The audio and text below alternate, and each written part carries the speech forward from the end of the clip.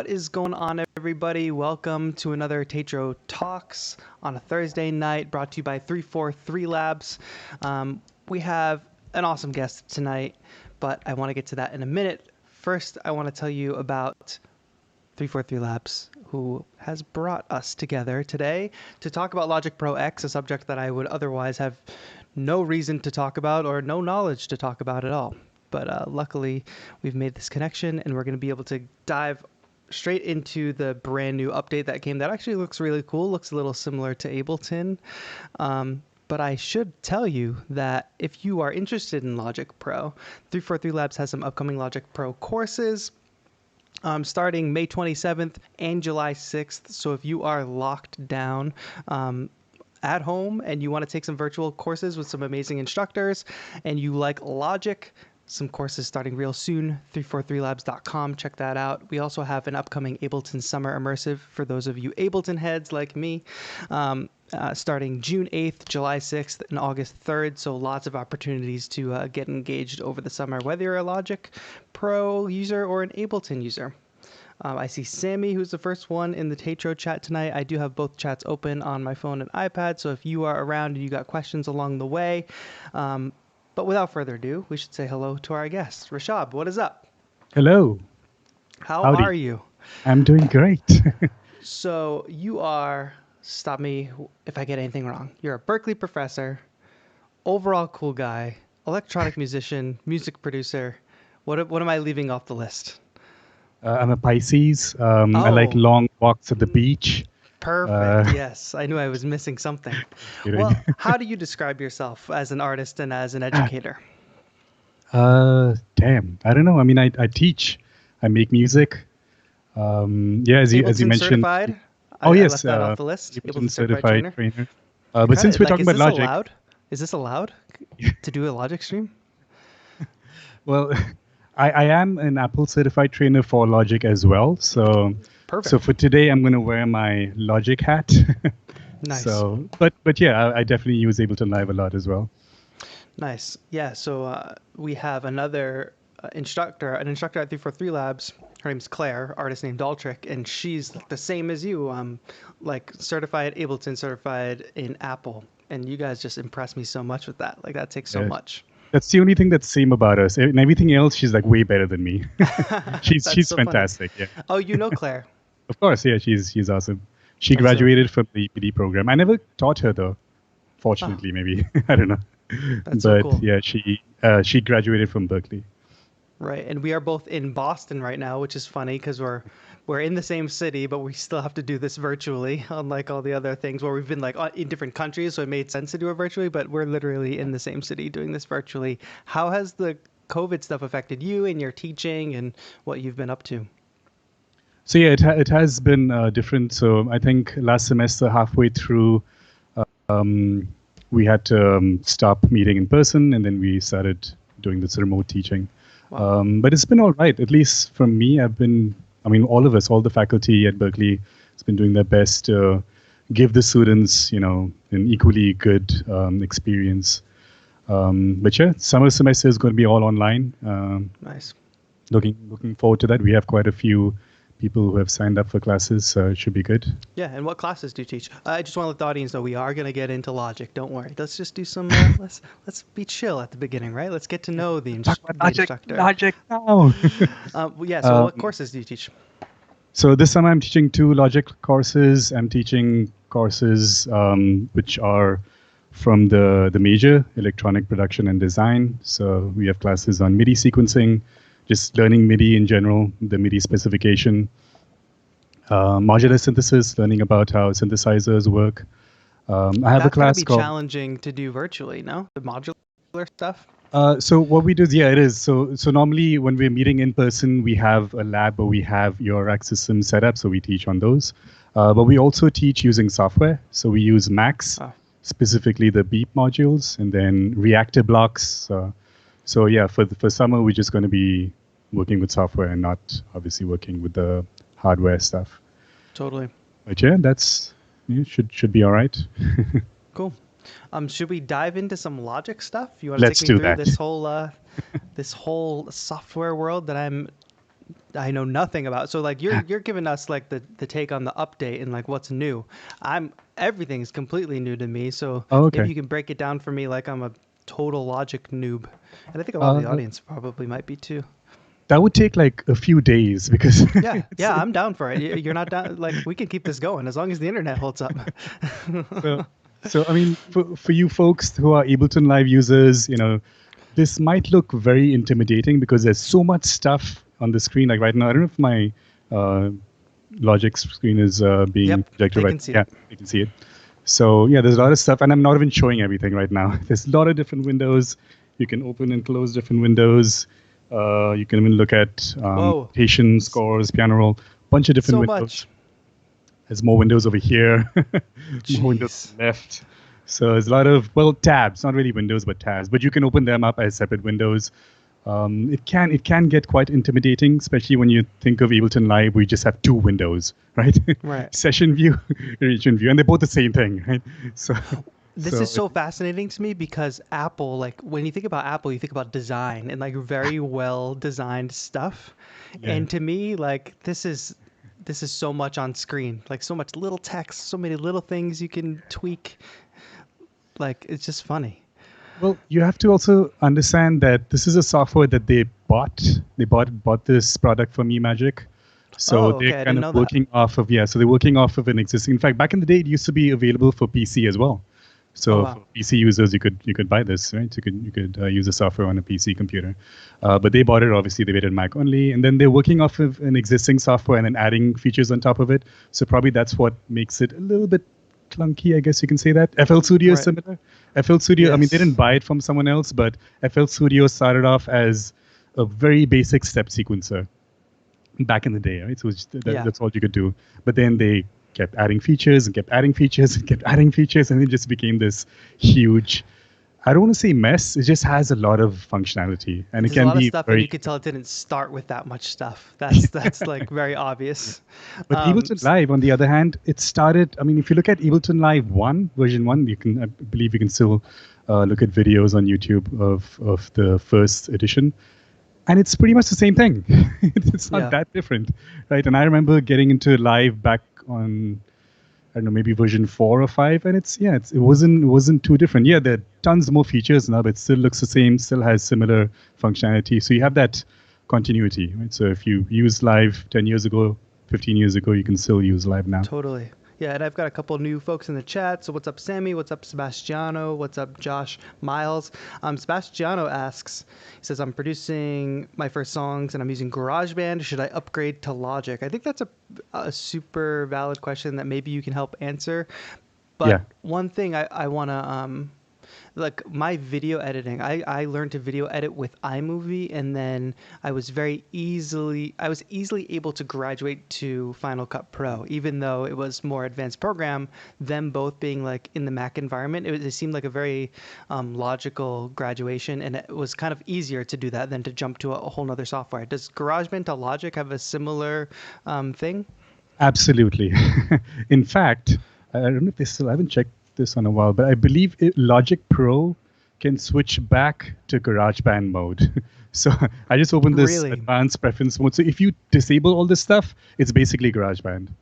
Wow, Yeah, that's so so it's funny. it's almost. I mean, GarageBand still has fewer features, but Yep. it's very well integrated. In fact, at one point when live, when Logic 10 first came out, a lot of us users were a bit annoyed, like, hey, this just looks like GarageBand now, because Right. before Logic 10, Logic 9 onwards, Logic and GarageBand were very different things. Yeah, but now it's like almost the same thing. Sometimes, people get confused. Are you on GarageBand or are you on Huh. Logic? So yeah, so Well, the moving from GarageBand to Logic is going to be pretty seamless. that's good. That sounds like it's perfect for learners. So hopefully that he was able to answer your question, Sebastiano. It sounds like it's a very easy leap from one to the other. And what's up, Raphael? I see you in chat. Thanks for joining us. If, like I said, guys, because there's a few more people that just popped in, we're going to be going over the Logic update today. And if you have questions along the way, anything you want to say, want me to read to Rishabh today, I can do that on stream. So just let me know in chat. But why don't we actually we haven't even gotten into the new features. So, all right, so I'm just going to get right into it. There's tons of stuff, as you would expect, and it's amazing, right? It's free. It's completely free. You get all the stuff for free. You don't get that with Ableton or other companies. So it's And quite. what's the base price for Logic? Do you know off the top of your head? It's I think significantly cheaper than Live. it's cheaper than everything else out there. Yeah. It's I think 199 if you pay full price. Academic discounts. Berkeley students get an academic discount, I believe, around 150 or so. But now with the whole COVID thing, it's gone down even further. I believe it's $113 to buy it new. And now FL Studio has this thing like when you buy FL Studio, you get it for life. Any updates you get for life, you never have to pay them again. Mm-hmm. Logic is kind of like that because live. Sorry, I keep saying live. Damn it. Logic 10 came out 2013.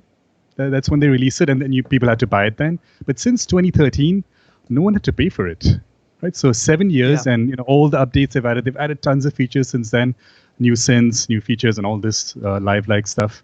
All of this stuff is completely free. So yeah, it's very similar to FL Studio where you just pay once and you just get updates for free. That's great. Yeah, and there actually is a so Jay Picaldo in the chat actually points out academic package you can get. That's $200, which includes Logic, Final Cut, and 3 other apps.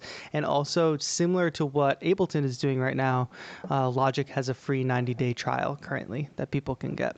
So that's true. Yeah, it's a good time to try these DAWs and figure out which one works best for you, I would say. Absolutely. Yeah, and now with all these Ableton Live-like features in Logic.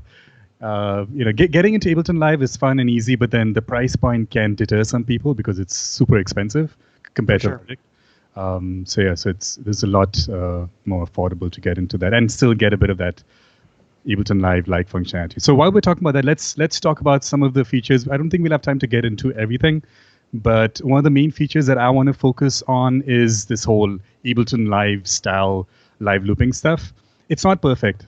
And I've been playing around with it. There are some bugs, but I'm sure it's like a new software, so they'll definitely be releasing updates to this. So I want to focus on that, and then the step sequencer, which is insane. The step sequence is insane fantastic. In a good way.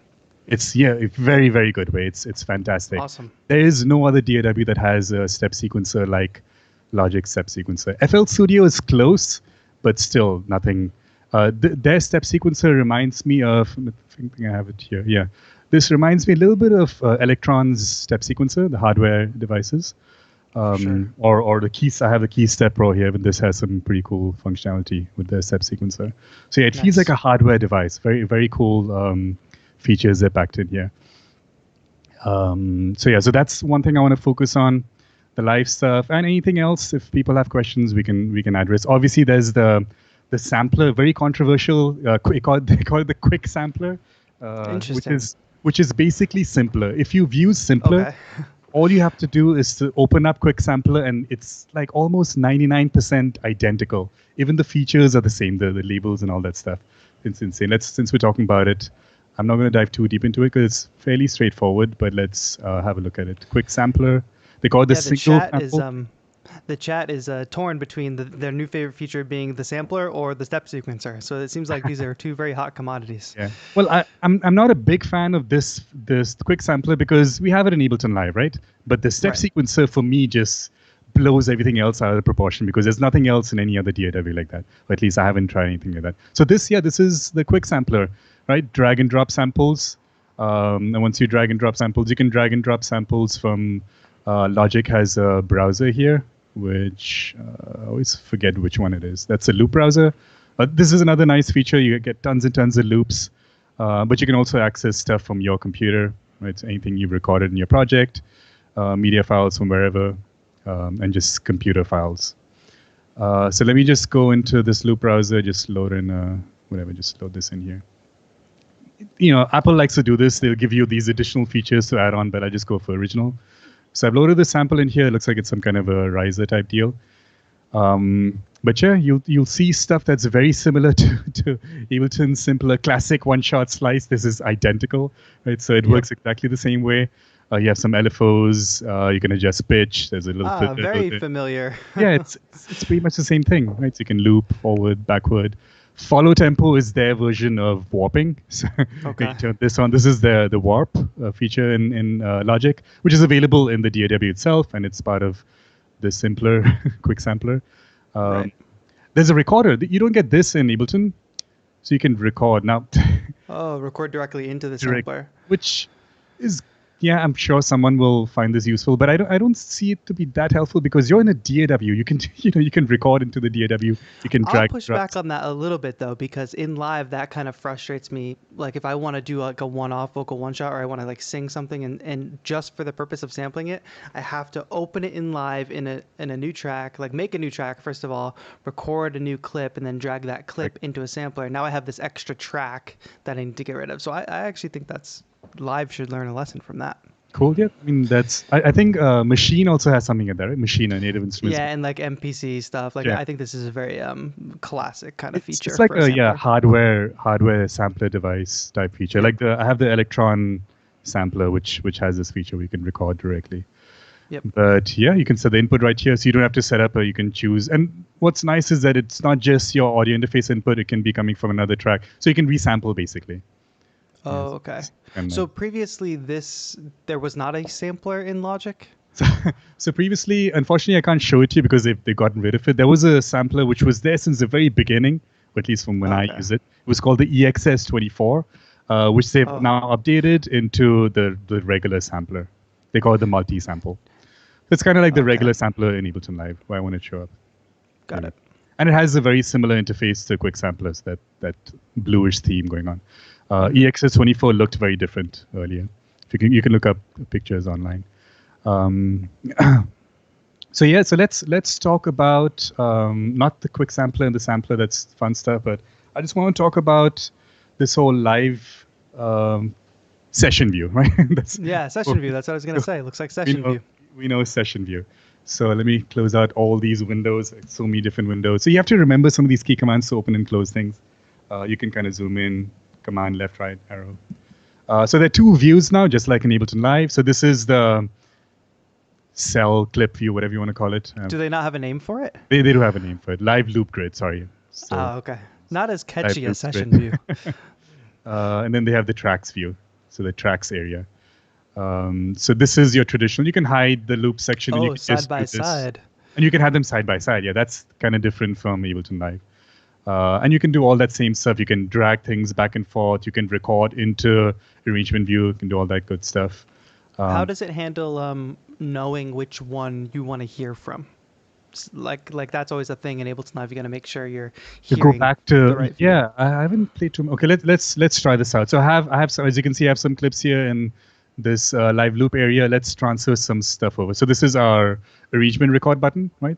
So I'll hit that. Let's start from the beginning. Record here. So let's say I want to launch some of these clips in. I believe I have to turn this feature on. Now if I launch this, it goes in there. I think it's going to be super loud. Let me know if the level is too. Yeah, chat, just let us know. The audio from the DAW is just for like demo purposes, so don't expect it to be like full quality.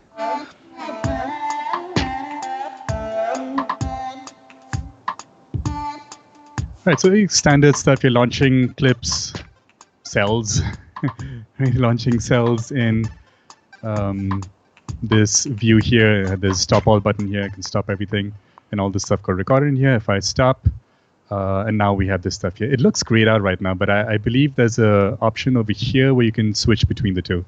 So do you want to hear this? Okay. Oh, we don't need to hear it. I just wanted to know. Like, that's interesting. I like that visualization.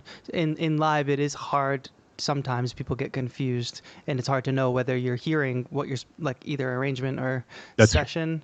It does grade out a little bit, but I like that with every clip becoming gray, so you kind of know you're not hearing that arrangement. So Dolltr says, Dolltr in the chat, what is up?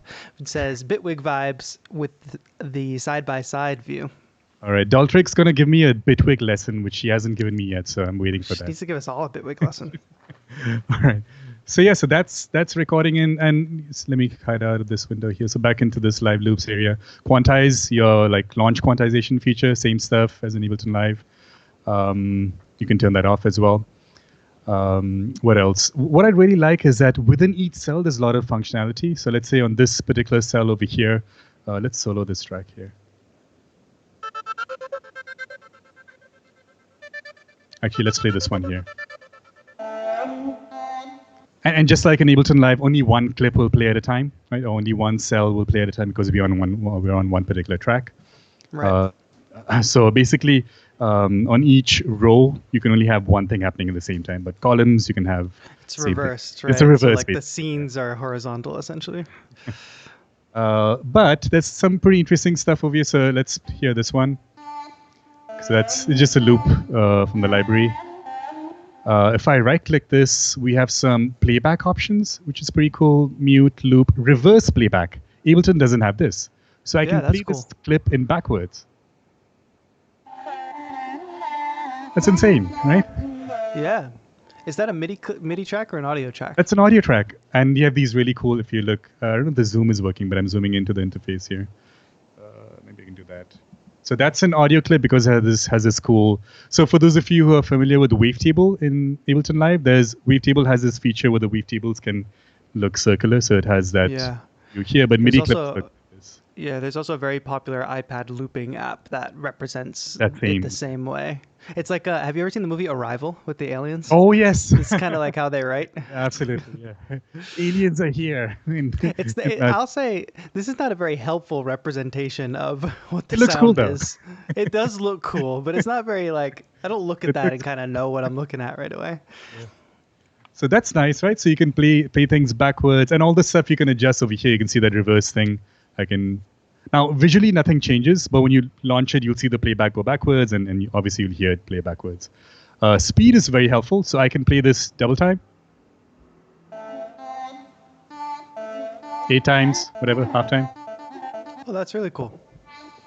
Yeah, kind of like Live also has a similar feature. Transpose. You click and drag. And you're basically, like, these are just adjusting the clip. They're not actually affecting like the audio within the clip. No, so it's all real-time properties. So you can and one thing that they worked on. So I've always been going back and forth with Ableton Live and Logic. Ableton Live has this fantastic thing where you can do things in real time. Your audio is playing. You can add a new track. You can tweak things. You can add a EQ, and it won't stop. It won't stutter. At one point, Logic wasn't quite like that. Like if I were to transpose the audio, you would hear it transpose like after a couple of seconds because it kind of think about, all right, you want me to transpose? Fine, I'll transpose. But here I'm noticing it's smoother. It doesn't glitch out. It kind of is geared more towards live performance. So that's kind of nice. I want to, but while having said that, let me do this. Let me show you something that I love doing with Ableton Live is to perform live, like live looping. So let me show you a quick demo here. I think I have a session here with something. Close this. So not this one. Sorry. They all saw 2 of me. Oh, because I have that. Valanche Stewart in the chat says Live Loops has been in GarageBand for iOS since 2016. The implementation in Logic is dope. Yeah, I've seen that before on iOS, like on iPads and stuff, this Live Loop view, but I assume that this is a lot more advanced than what's happening in GarageBand. That's another weird thing that Apple does. They'll introduce cool new features into GarageBand first, and then they'll bring it into Logic, which is really absurd. It's probably like their beta testing thing, essentially.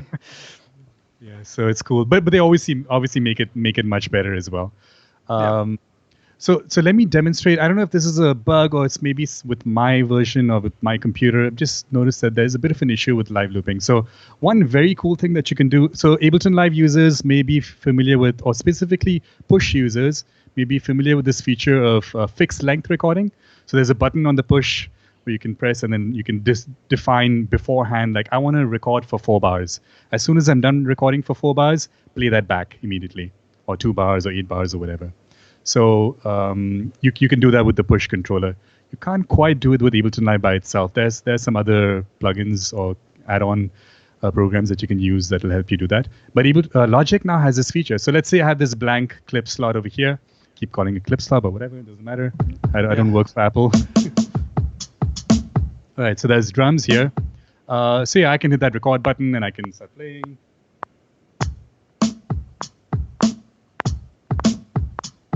But whatever, I'll have to click on this again and then play back what I just recorded. But I want to define that beforehand, right? So I was kind of goofing around with this, and it's similar to their regular view over here, where you can set up things beforehand. So let's say I delete this clip slot. In this blank area, if I just click over here and I go into the cell, empty MIDI cell properties, you can define things like you can quantize, right? So this is like record quantize.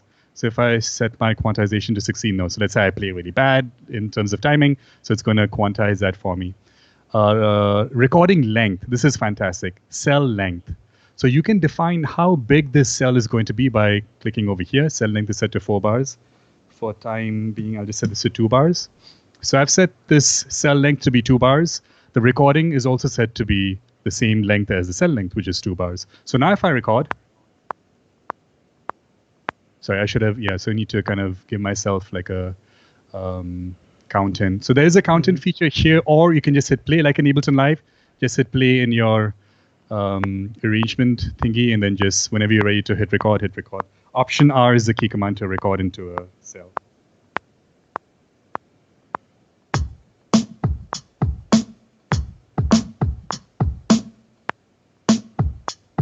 Now, did you notice that? A little, like you couldn't do that live. There's like a little pause.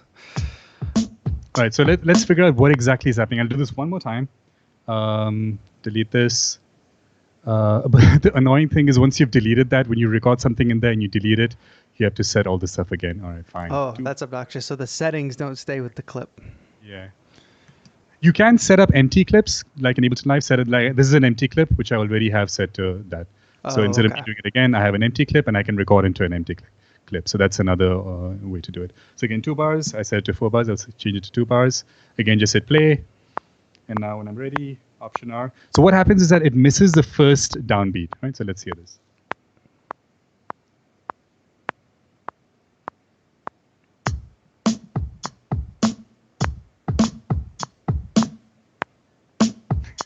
That's so odd. So it's missing it when it's recording it, or it's not playing it back? No, it's here. Look at it. It's right there. Right? Is it just before, I wonder? Like, is it just before the start? Like so the notes but there's auto quantize, isn't there? So a couple of things are happening here. Firstly, I absolutely did not play this perfectly on time. You can see it's like perfectly aligned to the beginning. So what Logic is doing is it's saying, all right, you played something, it's early. Let me just push it onto the downbeat so you can hear it, because that's how notes work, right? You only hear the note on information. So it's doing that, but then for some stupid reason, it's not playing it back. But it does that only for the first cycle. So if I do this again. So odd. I'll delete again. Let's do it again. So I didn't delete the clip, I just deleted the note, so I still have all that same metadata here. So again, once I'm ready.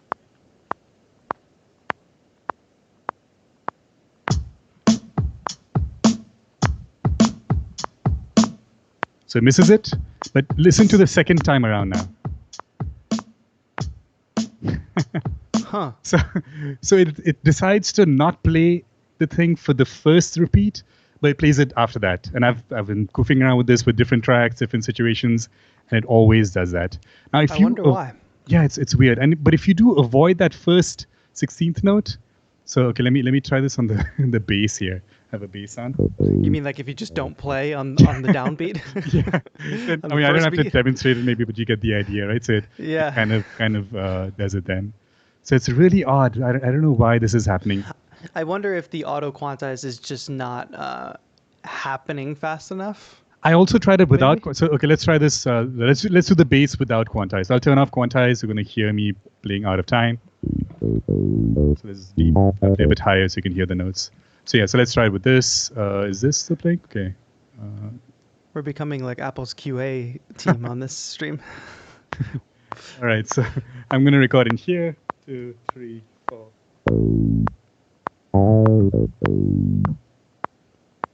Oh, it's 4 bars, sorry. Sorry, I thought it was 2 bars. See, it missed that first note. Oh, yeah, so it still misses it. I'm going to play it a bit later. I played it on the downbeat, so let me do that one more time, and I'll kind of play a bit later for that very Give first me an and bit. of 1. Let's see. That doesn't work. Yeah, you need to be a bit further away, maybe on the second downbeat or something like that. Okay, so nothing within beat 1. Yeah. So okay, I'll stop the clip. Oh, I should change this to 2 bars so you don't have to wait for me to. The solo away. 8 bars, 16, whatever you need. All right, here we go. One.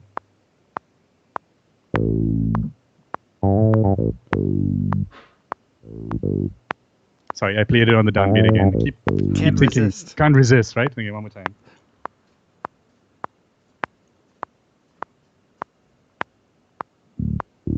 Damn it. Sorry, I'm confusing myself. I can't play not on the downbeat. Find the one and avoid it. 3, 4. There we go. All right, Finally, so we got after it. So as long 500 as times. you play on beat 2 and beyond. Beat 2, so, yeah. So I think the thing about this is in live session clips that can be used 2 ways. 2 main ways I use it, at least, is one is like my sketch pad, so like sketch out like different loops and musical ideas as clips. 2 is as a performance tool, and it seems like with what you just showed me here, this is not a very viable performance tool.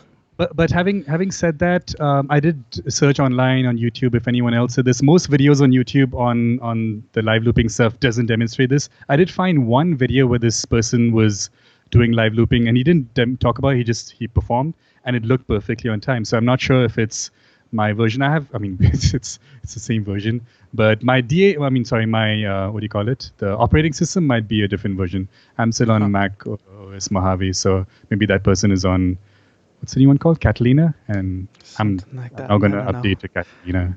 That's just doesn't make sense. Right.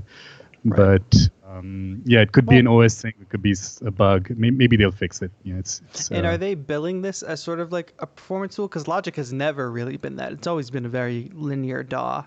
Are they trying to branch out more, do you think, more into the performance world? Yeah, I mean, with all these features, right, with the whole, fixed length feature and with all this, setting up, obviously it's not quite working, but if it was working, it's absolutely, trying to follow what Ableton Live does. Yeah. Pickett's in the chat says, "Oi, Catalina is a mess." Yes, I'm not going to do that. I don't want to destroy my computer just to fix one little feature here in Logic. So, but I'm sure they'll fear with all these updates, because they tell you when this latest update came out, they said don't upgrade, it's a mess, like don't do it, like it's not going to be compatible. But then they don't give you the all clear. So I haven't heard anybody say like, okay, we're good to go. They just kind of tell you at the beginning don't, and they don't tell you when you can. So yeah, I've noticed, aside from this, I've noticed some few hiccups here and there, like with the drum machine designer. We can talk about that, which is basically the drum rack thing from Ableton Live. Okay. So that kind of acts out. Sometimes I'll notice that all the samples just disappear. You don't see it, you can still hear it, but if you close out the interface, open it up again, it appears again. So little weird bugs like that here and there. So you just have to accept that because it's a new program. Right. Shall we move on to looking at the step sequencer, since we're talking about drums and stuff like that? Let's do it. Let's do that.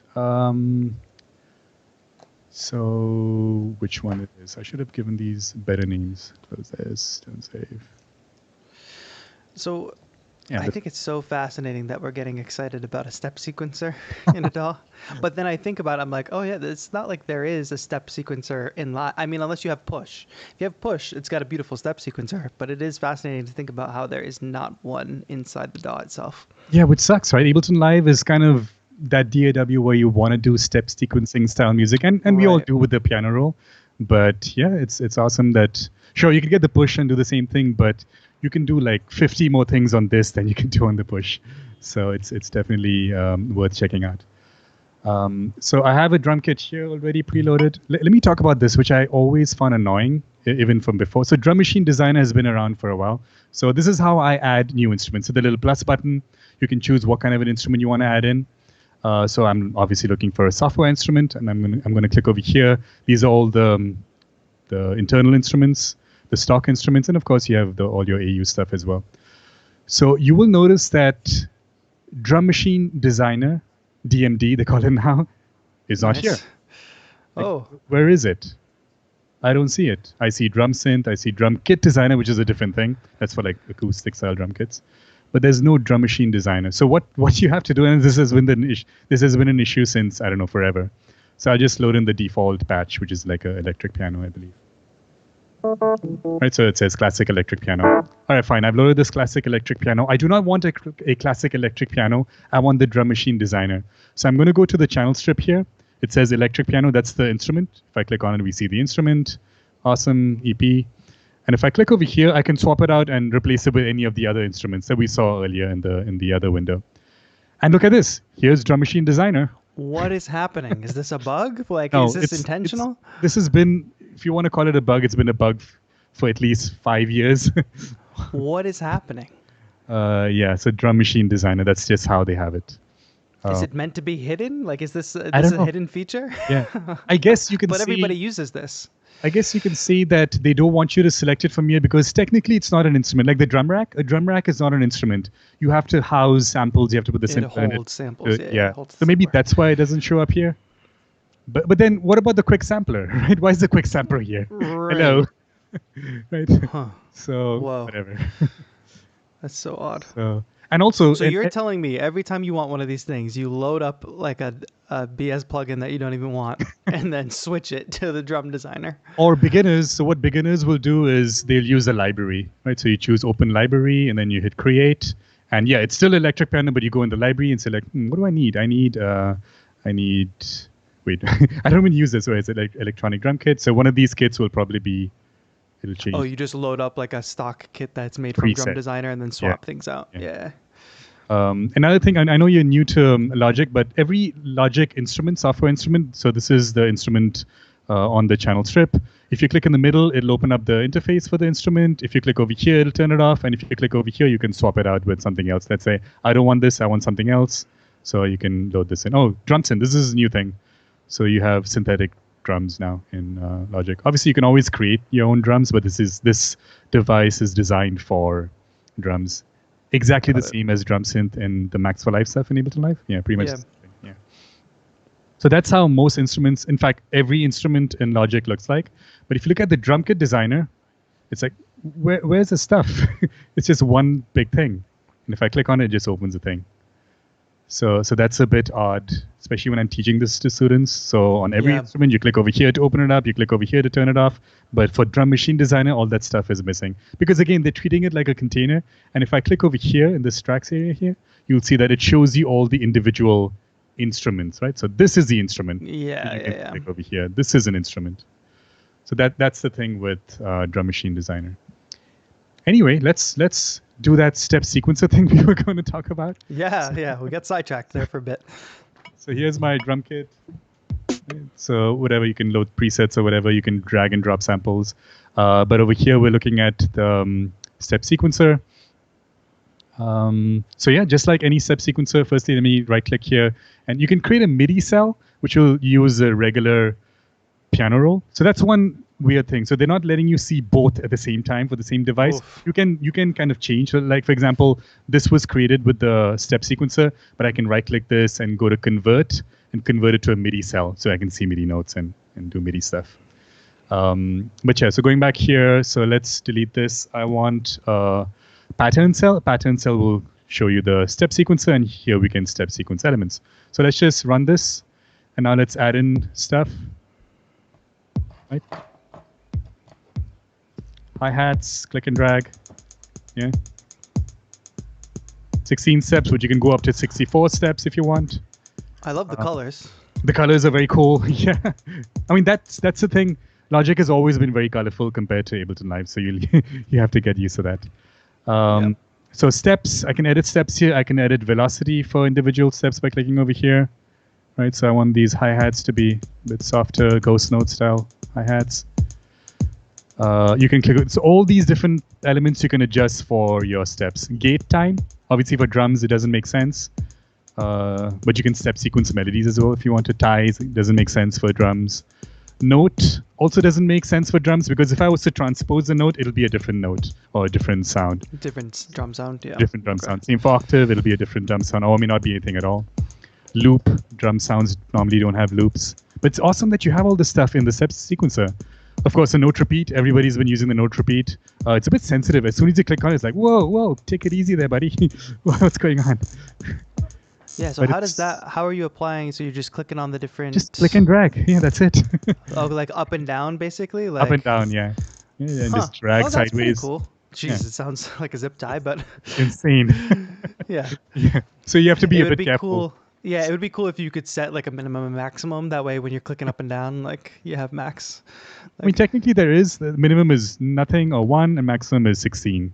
Oh, Well, oh, really? Oh, okay. But yeah, on one step, that's pretty. yeah, it's very sensitive. So, so all those trap little trill fills are like going to be very, very easy to do in Logic now. All right, what else? Totally. Note repeat. This is awesome. Chance. So let's say, let me go Yeah, back. this is to the that. kind of like Electron kind of feature you were Absolutely, talking about. right? Yeah. So Yeah. let's go to chance, and now again, click and drag. Here's a possibility of these sounds triggering.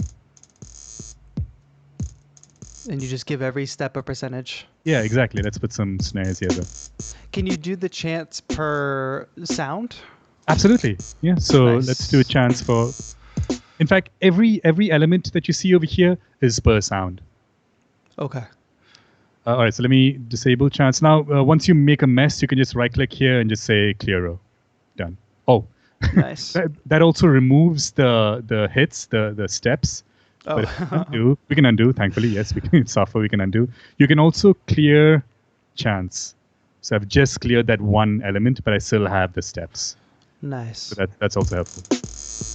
Let me also clear that nonsense. Very electro, those note repeats.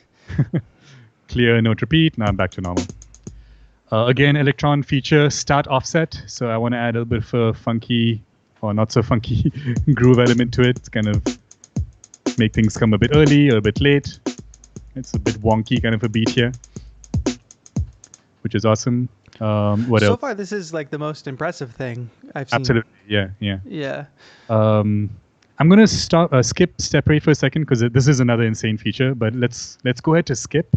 Skip is very cool because you can choose to skip any step. So what does that mean? So for example, let's skip this step on the kick drum. So it's still going to play through at the same rate, 16th notes. This is the rate that we're running at right now. But the kick drum is going to just jump over this one step. So what's going to happen then? Does that mean it just jumps right to the next one? Yeah, Like it's a beat behind. It'll be a beat behind. ahead. Ahead. Yeah. Okay.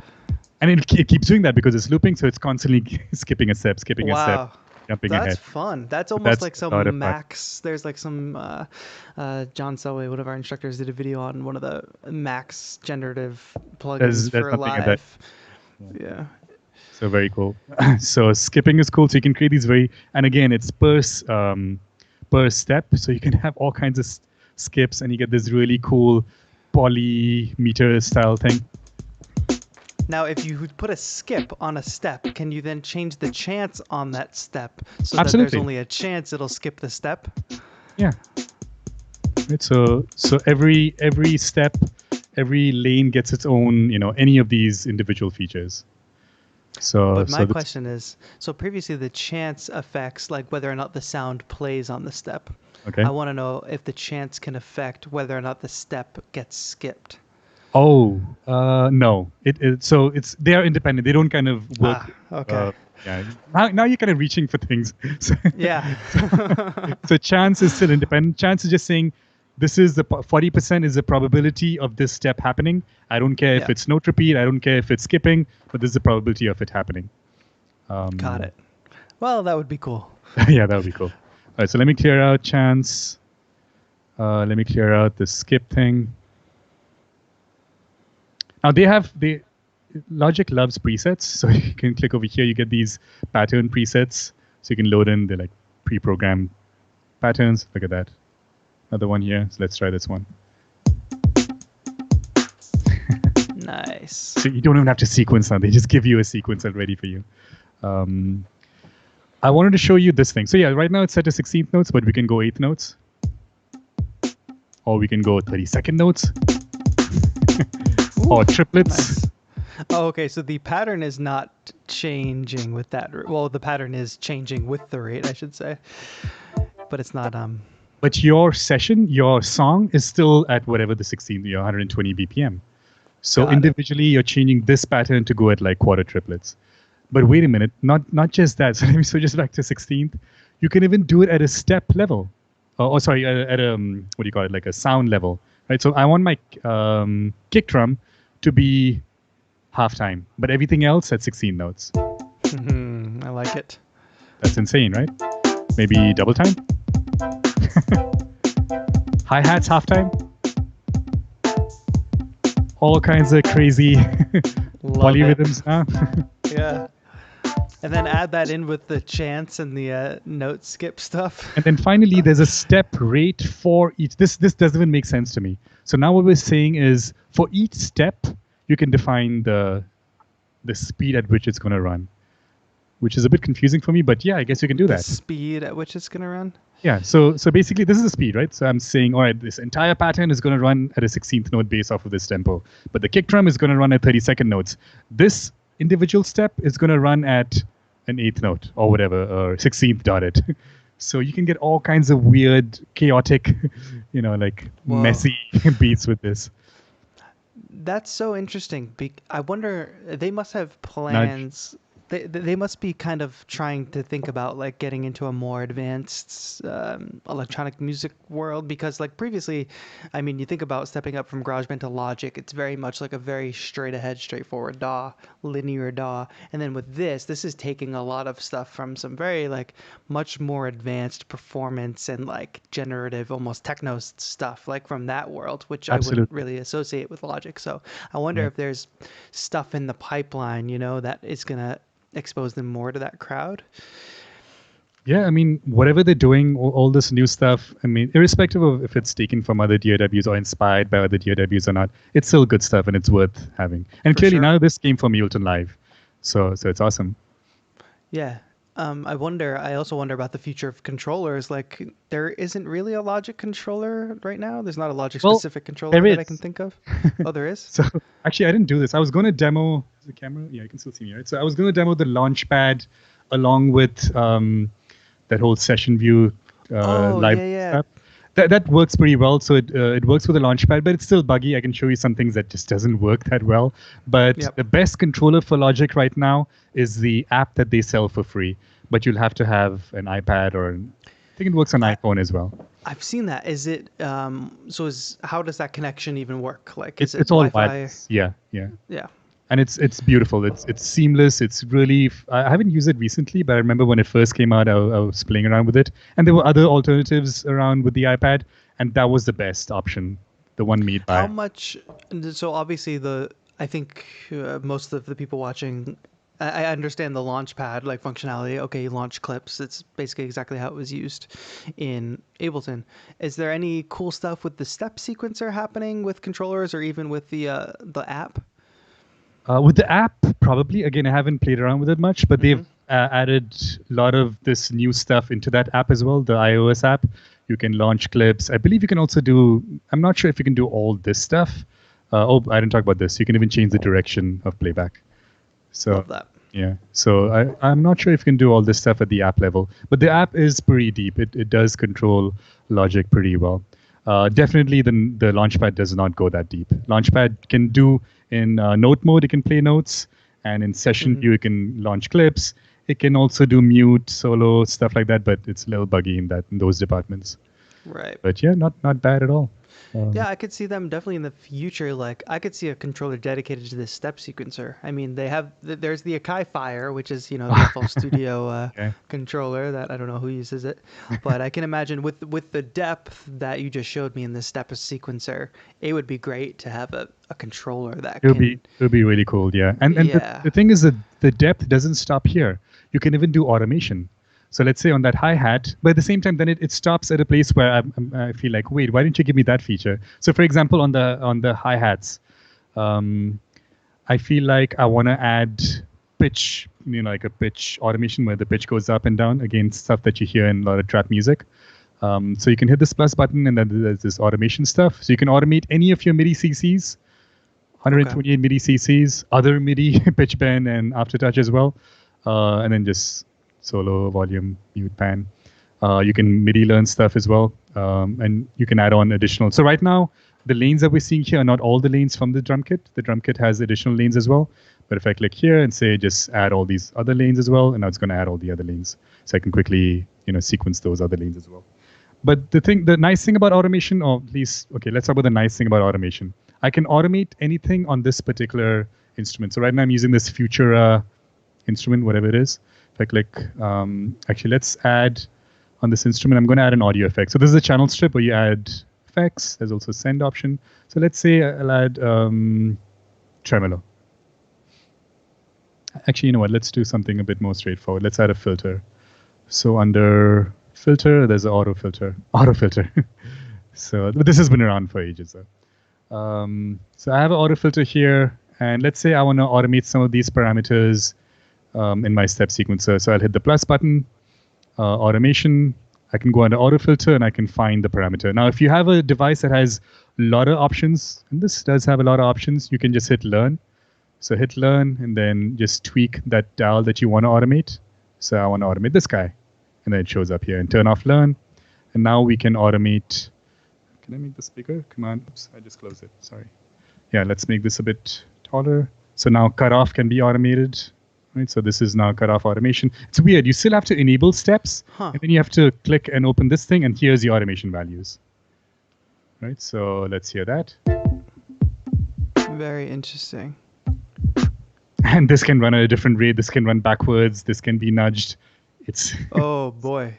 So that can get the depth of like complexity. The automation lanes get that complexity. You can turn off steps. That's so funny. But here's the horrible thing about the automation. So what I wanted to do initially that I talked about, so I want to adjust the pitch for the hi-hat, right? So let's open this Futura drum kit. Where's that hi-hat? This one, hi-hat closed. So there's my quick sampler. So it's using the quick sampler. There's a tuning control here. I guess I could adjust, but can I record this? I've tried this and I can tell you that it's not possible. So they don't let you automate anything individually on each individual element of the drum machine designer, but they let you automate stuff at a global level, like any effects you add here, or sends, or volume, pan, all that stuff, which is a bit annoying, but yeah, that's just how it is. So what does it look like so right now, do you have a piano roll version of this MIDI? So yeah, so as I said earlier, you either get this view or you get the other view. Now you can convert one to the other. So for example, right now I made all this mess. What would it look like in the piano roll? Let's right click here, convert to MIDI cell, and now we see piano roll version of that. Right? Jay Picaldo in the chat says, I can't believe I haven't actually tried to use automation yet. So you're showing the chat. Yeah, so automation is okay, good, so it gives you all that MIDI. Yeah, so that's one. I think there's definitely a use for that. I get the like one or other is important because like you can have you can add all this level of complexity that you just showed via the step sequencer, stuff you wouldn't either A, play in manually, or B, plug in with a step sequencer, add the chants, add the note off, add the skip notes, and then it gives you MIDI for that. I think that's pretty dope. Yeah, that's helpful. So, and you can also see what you did, right? So you did all kinds of weird timing adjustments. Let's see what it looks like in a piano roll. So maybe just to learn what 16th triplet looks like in a 4/4 grid. For sure. Yeah. But one thing again, devices that like when the musical idea exists in a step sequencer, it only exists as long as you hit play and it's playing. It never so many times it doesn't actually exist as a MIDI or as an actual music idea you can look at.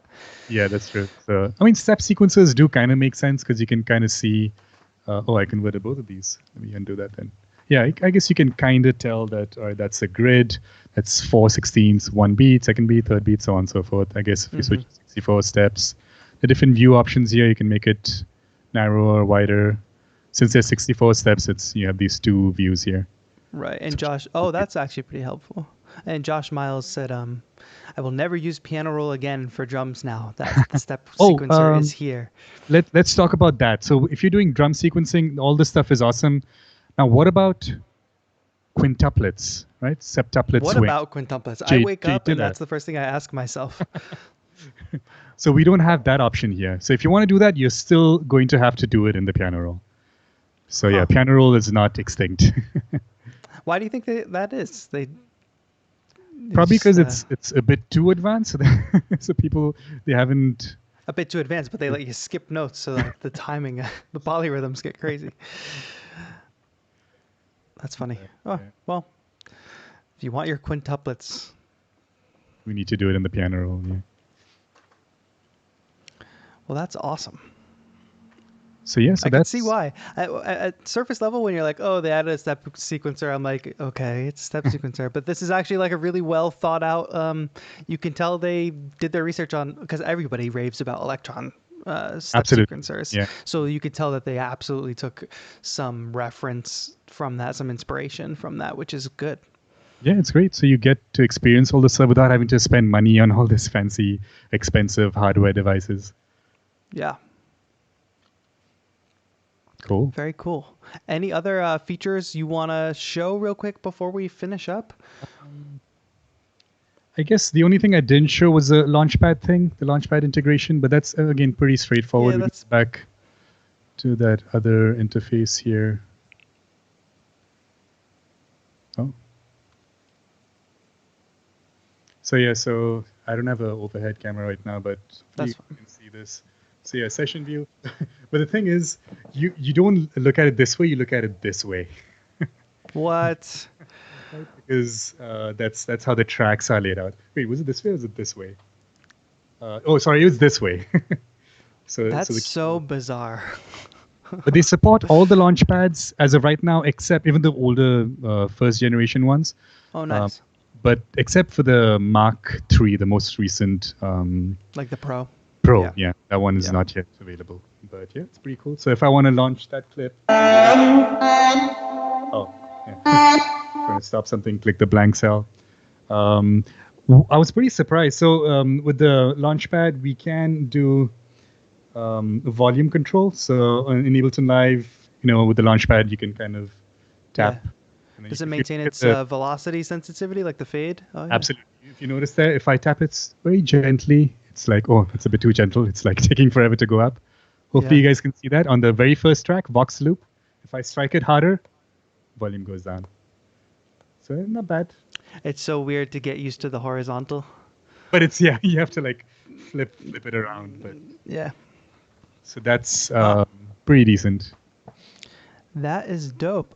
All right, I'm going to go back to our view where they can see both of us and just chatting because I don't think we need to see Logic anymore. That was really dope. I'm actually pretty surprised. I'm intrigued, I will say, as somebody who's like, I won't say Ableton purist, quote unquote, but like I'm set in my ways, But it looks like there's actually something there to offer beyond just, this is a slightly different DAW. It seems like there might be a reason to go to it. And chat seems very excited. We've got a few people. Pickett's in chat, Jay Picaldo, who am I missing? Josh, a lot of folks. Valanche Stewart is talking about Logic Remote. Yeah, wishes, I guess he is saying that the step sequencer is not on Logic Remote, but Oh, it's he's not? hoping that they add it. Who knows? Could be. Blade Runner says, the Blade Runner says, working Blade great Runner? on Catalina. Blade Runner? I went to school with the Blade Runner. But yeah, that was an amazing walkthrough. And what I want to let the chat know is that we have upcoming Logic Pro courses starting at 343 Labs that you can check out if this is interesting to you. Some people are just checking out that educational bundle. If you become a student at 343 Labs, you are eligible for educational bundles. And also, some of you who are just getting Logic and maybe need a guided experience, we have classes starting May 27th, June 8th, and July 6th, teaching the brand new updated Logic. So 343labs.com if you want to do that. And if you're starting to think about summer plans, which a lot of us are in this whole pandemic situation, who knows what's happening, we are going to have all of our classes virtually, same amazing teachers, same amazing curriculum, Ableton Summer Immersives starting in June, July, and August, as well as some workshops at the end of the month and top of June. So 343labs.com if any of that sounds interesting, because you can definitely accelerate your learning and take advantage of this time. We're all maybe stuck at home. Maybe you have a little more downtime or a little more autonomy, freedom over your time, but it's a good time to take advantage. Rishabh, this was great. I want to share one Thank you. anecdote Sure. because you were just showing off the Launchpad. For me, I was super into Launchpad videos like when I was much younger, before my channel even existed. And there's this one really cool Launchpad video with the Launchpad Mini and the iPad of the super dope like EDM track. And I go back because I'm checking out your channel, but ahead of this stream, and lo and behold, hey, I know this video with like 187,000 views. That was like massive on YouTube. Yes, you gotta pay attention. You gotta turn on that monetization. You should be cashing in. It is on, but I haven't looked at that video for a while. Yeah, that's super dope. But you have lots of really cool videos on your channel anyway. So I encourage folks in the chat, if you haven't yet, just go ahead and copy and paste Rishabh's name into the search bar on YouTube. Check out his channel, give him a sub, because he's got lots of really cool sessions. You have a lot of really cool. You have some modular stuff up there. It's very all over the place. Yeah. So from synthesizers to guitar playing to I'm all about it. Music videos. Yeah. For sure. All right. Well, thank you so much for that awesome overview of the new Logic update. We really appreciate it. Make sure folks in the chat go to 343labs.com. Check out different courses that we have to offer when they're starting soon. And this video, if you're just tuning in a little bit late, will be up both on my channel and the 343 Labs channel for you all to watch fresh from the beginning and dive into the different types of features in the new Logic. Yep. Thanks everybody for tuning in. The chat is great. Can you repeat the name, please? Pickets. It's in the title. Copy and paste. Rishabh Rajan. You got that. Also, your Instagram name is in my description. Oh, your YouTube channel is in the description. Yeah, guys, go to the description. Click on the YouTube channel. You're good to go. All right, that's it. That's all we got for tonight. This has been a great stream. Thanks so much for hanging out and showing me the way with Logic Pro. Awesome. Thank you for having me. All right, chat. Thanks so much for watching. This has been TAETRO, another episode of TAETRO Talks.